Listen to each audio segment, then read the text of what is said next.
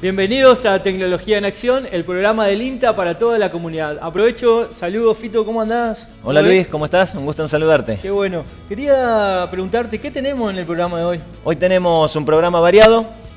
Como le habíamos anticipado en el programa anterior, vamos a comenzar hablando de pino híbrido. Vamos a tener dos notas, una en sistemas silvopastoriles, luego resistencia al frío de este híbrido. En el segundo bloque vamos a tener una enfermedad de los cítricos como es el HLB. Y para finalizar vamos a estar viendo resistencia a antiparasitarios. Impresionante lo variado de este programa, así que vamos a la apertura.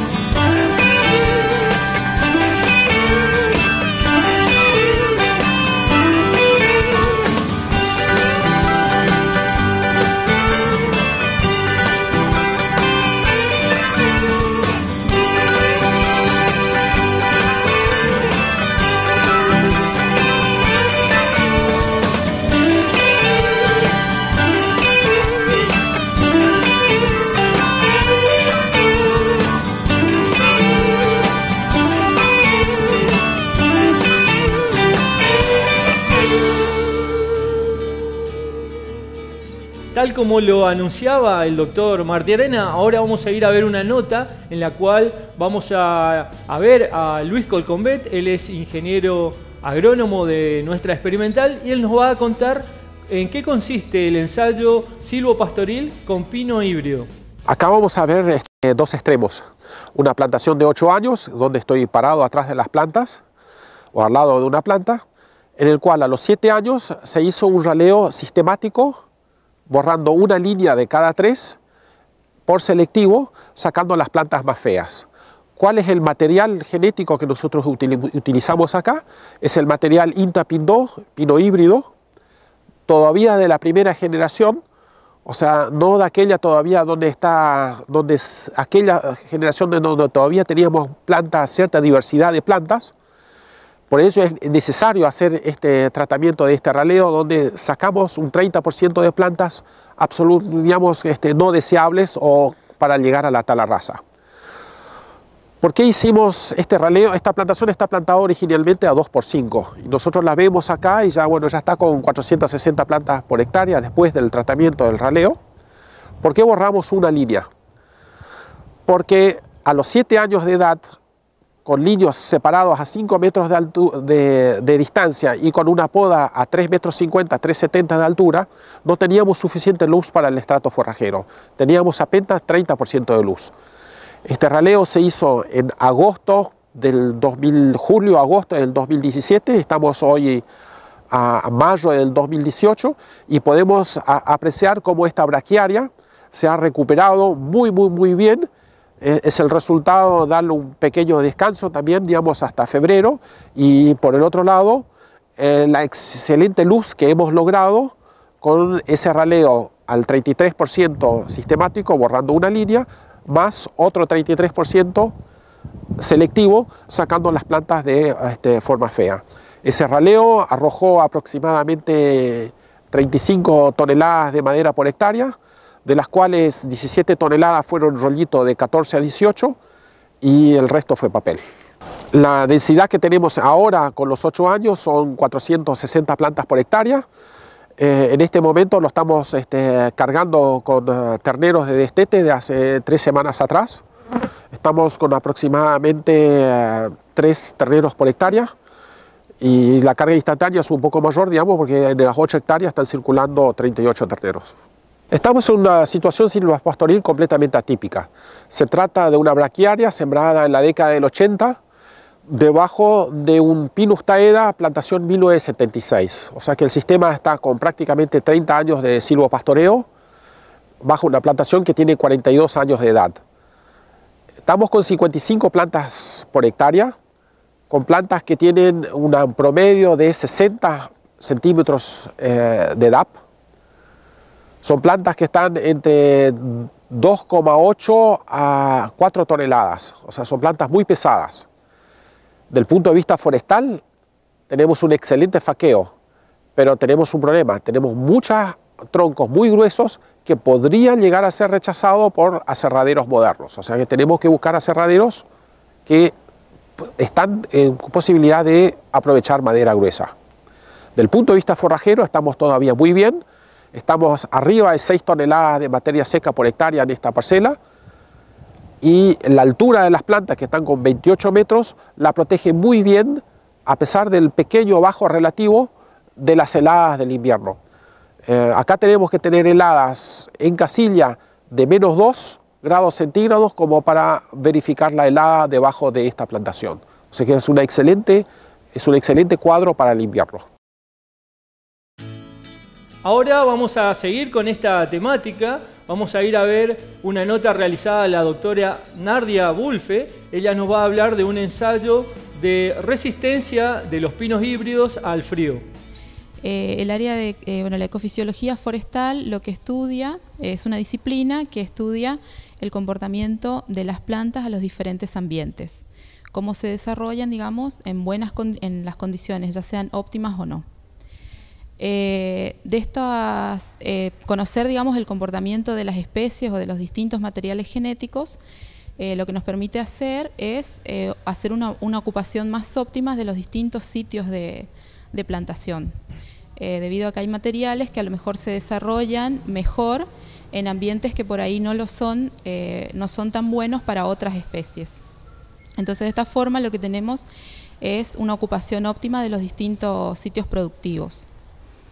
En el INTA se está produciendo el híbrido, que es el cruzamiento entre dos especies puras, que es el Pinus eliotis, que es utilizado como madre, y el Pinus caribaea, que es utilizado como padre. Hay distintos materiales de eliotis y taedas que se cruzan, y esto genera varias familias o distintos materiales genéticos.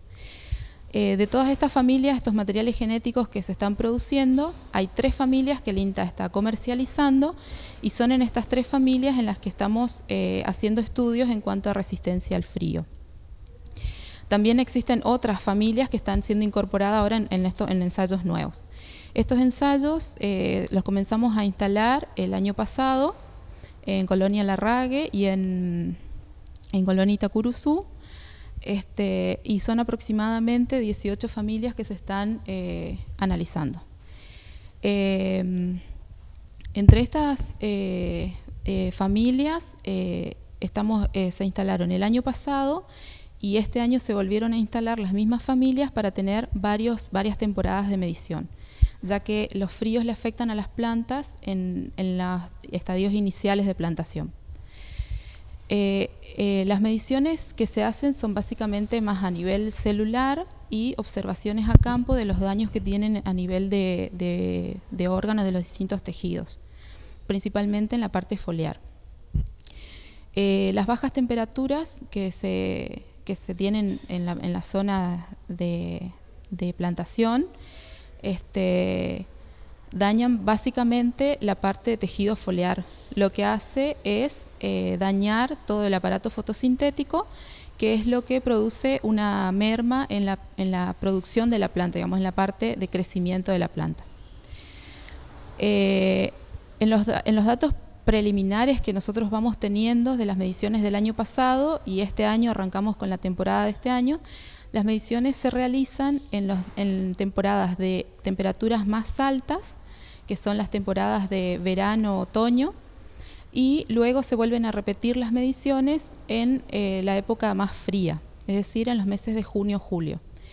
Estas variables se contrastan en estas dos temporadas para ver justamente si hay algunas de las familias que tienen una mayor adaptabilidad a las bajas temperaturas y que puedan establecerse en sitios más bajos donde ocurren heladas.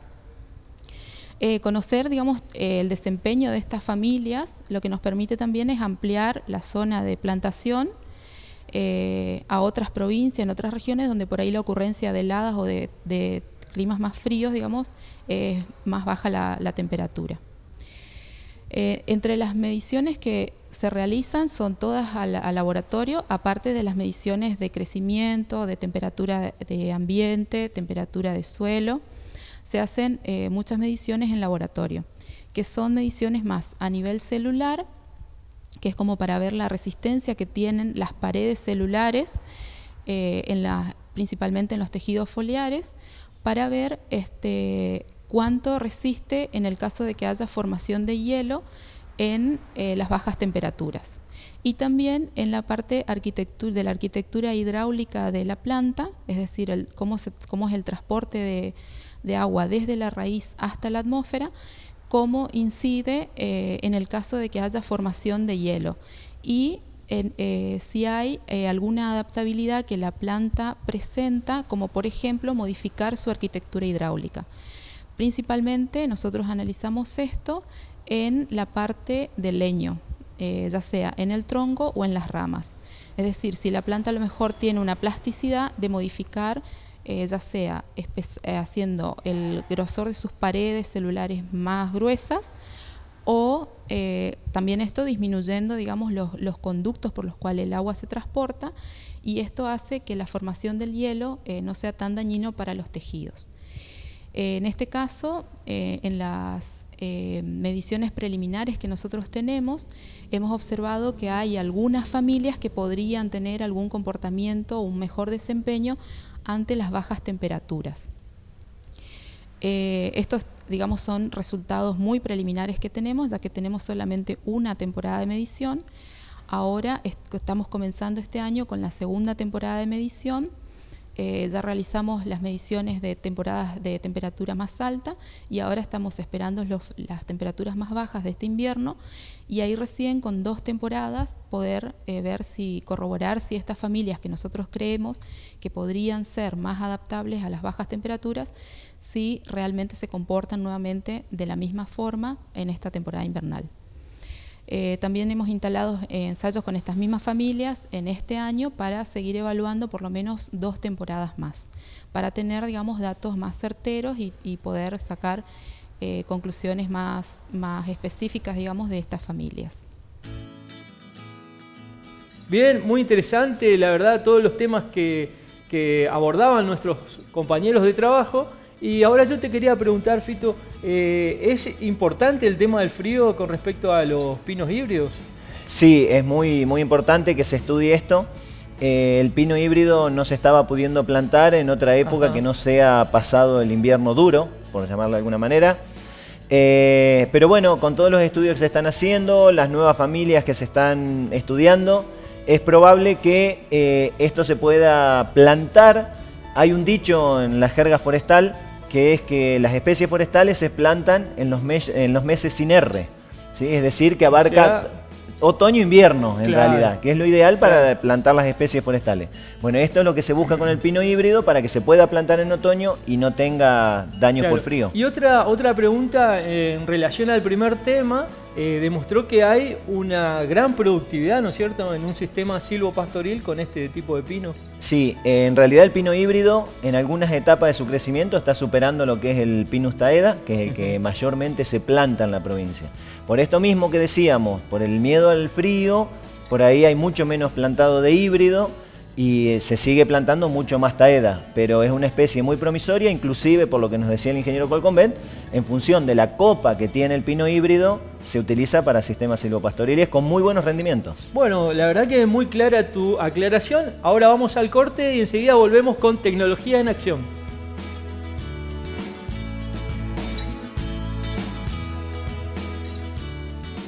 Frente a escenarios complejos, impulsamos el desarrollo sustentable.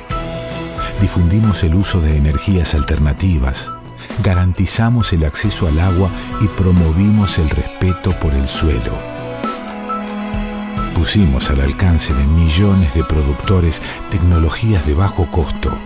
Acercamos conocimientos, compartimos visiones que cumplieron sueños y transformaron realidades. Sumando esfuerzos con cada productor, logramos aumentar el valor y el rendimiento de los frutos de nuestra tierra. Esos productos se ganaron la confianza de consumidores de todo el mundo. Seguimos trabajando con ese objetivo.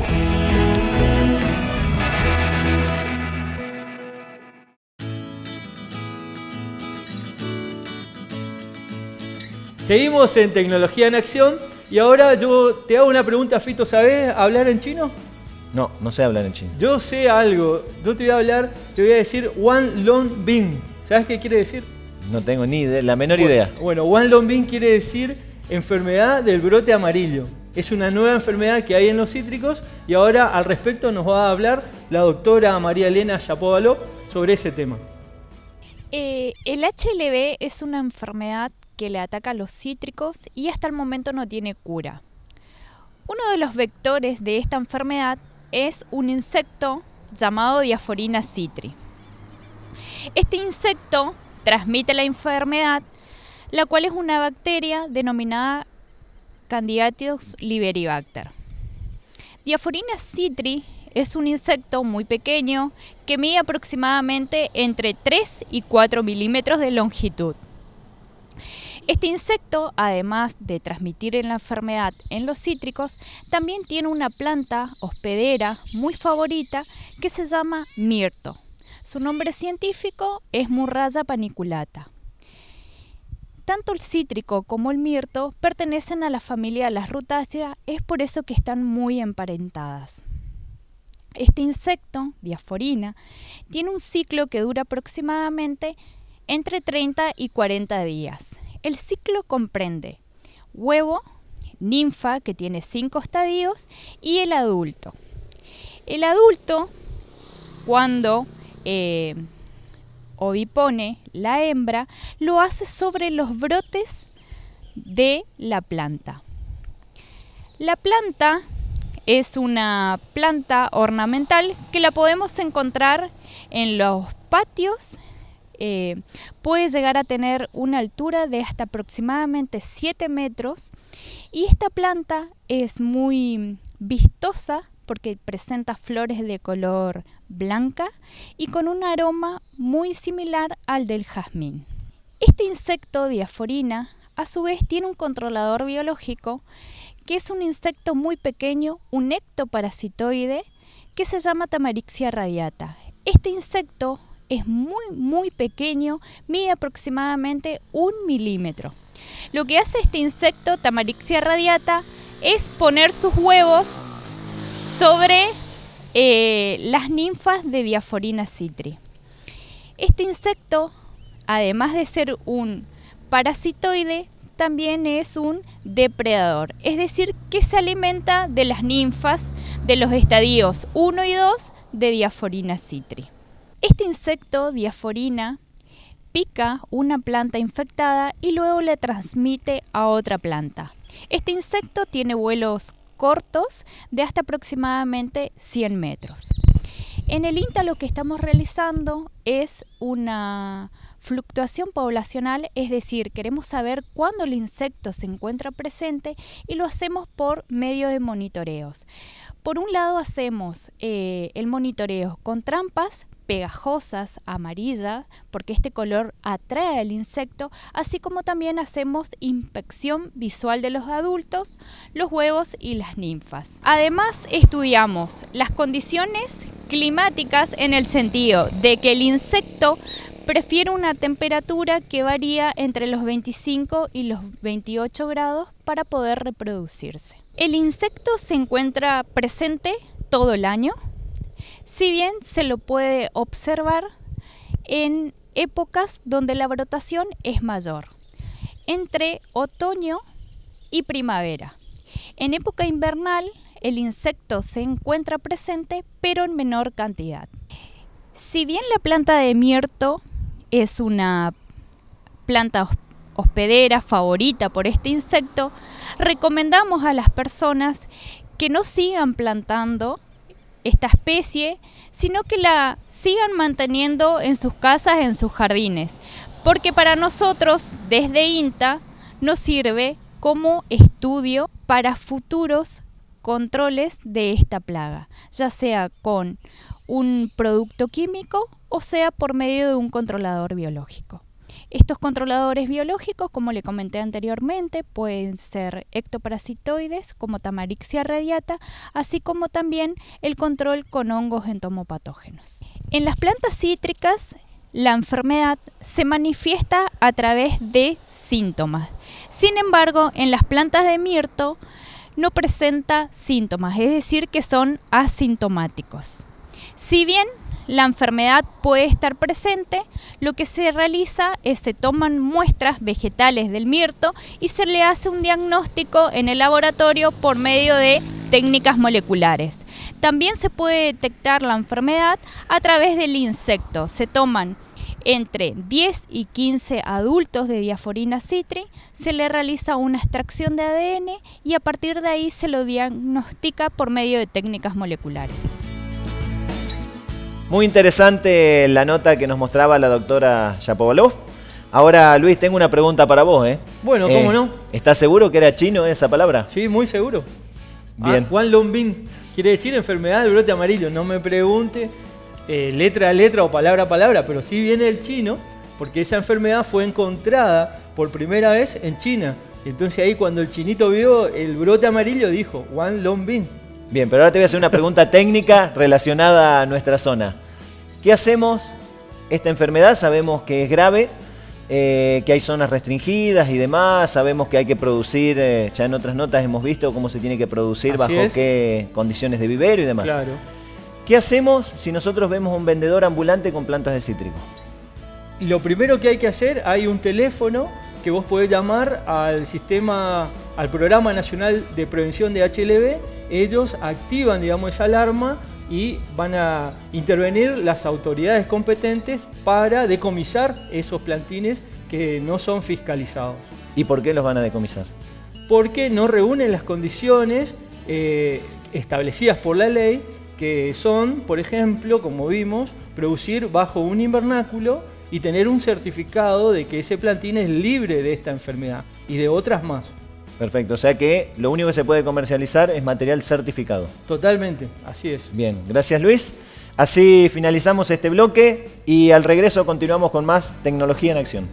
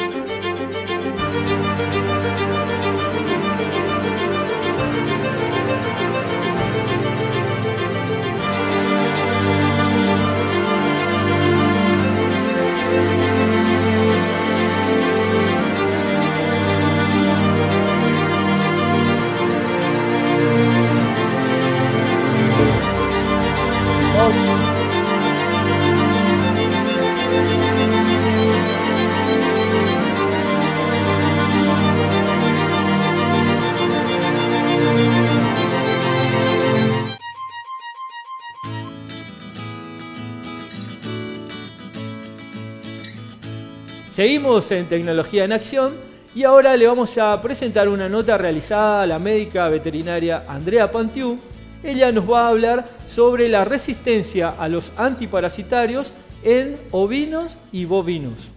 En nuestra región, ¿no es cierto?, el problema de parásitos internos en bovinos y ovinos representa un problema serio, ya que produce pérdidas económicas, sobre todo por la disminución en la ganancia diaria de peso, y en los casos donde la manifestación de la enfermedad por los parásitos internos es aguda, puede llevar a otros síntomas que nosotros sí podemos ver como diarrea, pérdida de peso y posterior muerte de los animales.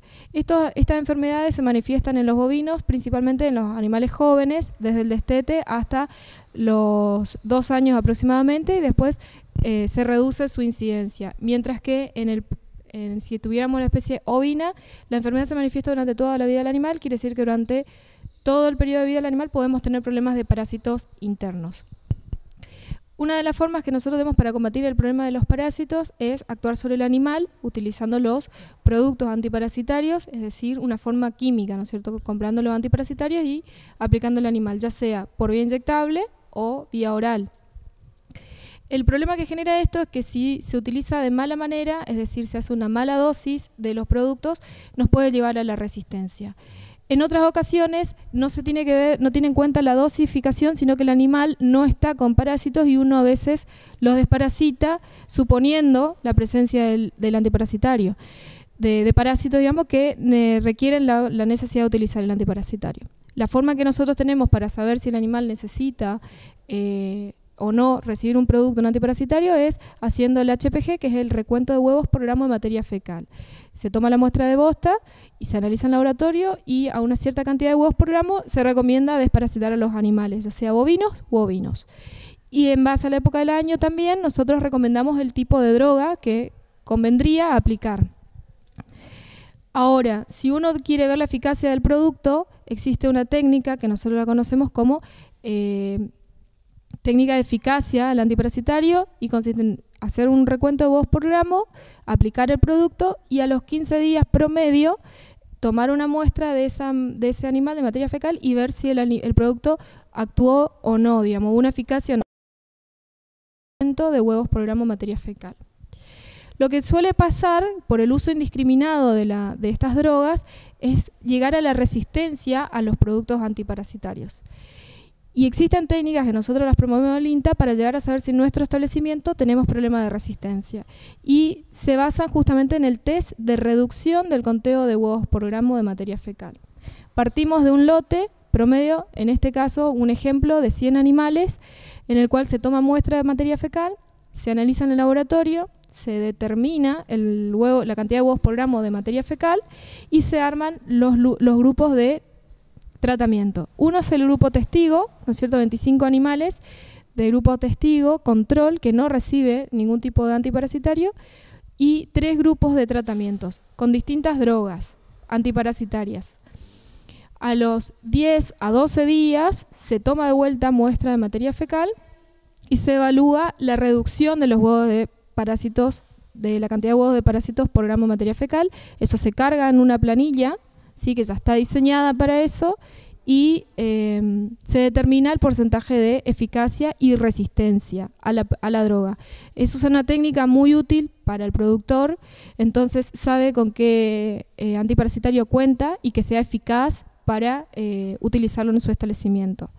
Es una herramienta que no tiene un costo elevado, digamos, solamente hay que tomar la muestra y analizarla, y da unos resultados que realmente son muy buenos y muy prácticos para el productor y para la producción en general. Y en el caso de las ovejas, otra forma en la que los productores pueden ver si tiene algún problema de parasitosis, sobre todo, es con una tabla que se la conoce como FAMACHA, donde son 5 grados de coloración de la conjuntiva ocular, y en base a eso, desde las coloraciones muy blancas, digamos, muy pálidas, se considera que el animal está parasitado, hasta la coloración normal, que sería un rosado, ¿no es cierto? Entonces, tomando en cuenta esa escala, uno puede mirar al animal y se guía para saber si necesita el antiparasitario o no. Es muy utilizado en el tema de ovejas. En el caso de los bovinos, generalmente, como ya expliqué, la parasitosis principalmente se dan entre el destete hasta los 2 años de edad. Por lo tanto, si durante ese periodo de tiempo el animal manifiesta algún síntoma de pérdida de peso, adelgazamiento, ¿no es cierto?, diarrea, el pelo un poco más bien opaco, convendría tal vez darle el antiparasitario, ¿no es cierto?, porque son síntomas compatibles con parasitosis gastrointestinales. De todas maneras, nosotros desde el INTA le ofrecemos la técnica, sería la técnica donde uno puede ya verificar y diagnosticar fehacientemente que se debe a parásitos internos. Y una recomendación respecto al manejo en general del rodeo, lo que más se debe tener en cuenta en general para disminuir la incidencia de los parásitos internos es el manejo del pastoreo. Es decir, los huevos de los parásitos son eliminados a través de la materia fecal.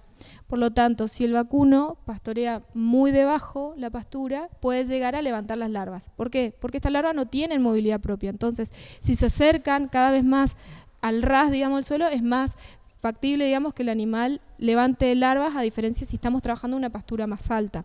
Si se hace un manejo de pastoreo rotativo, ahí la incidencia en carga parasitaria sería mucho más baja porque el animal no llega a pastorear más abajo, digamos. Eso es una recomendación a tener en cuenta en el caso de el manejo en general para disminuir la carga de parásitos, y a su vez también ayuda a mejorar la ganancia aérea de peso porque uno mejora el pastoreo en los campos en donde uno puede hacer este sistema, ¿no? La verdad que esta nota, Fito, impresionante, ¿no? La verdad que sí, Luis, pero lo que más claro me queda es que tenemos que cuidar las vaquitas para luego tener un buen asado. Tal cual, Fito. Y vos sabés que ya se nos terminó el programa, así que tenemos que despedirnos y decirle que nos pueden ver en Facebook o también el programa entero en YouTube. Así es, Luis, esto fue Tecnología en Acción. Nos reencontramos. Chau, nos vemos.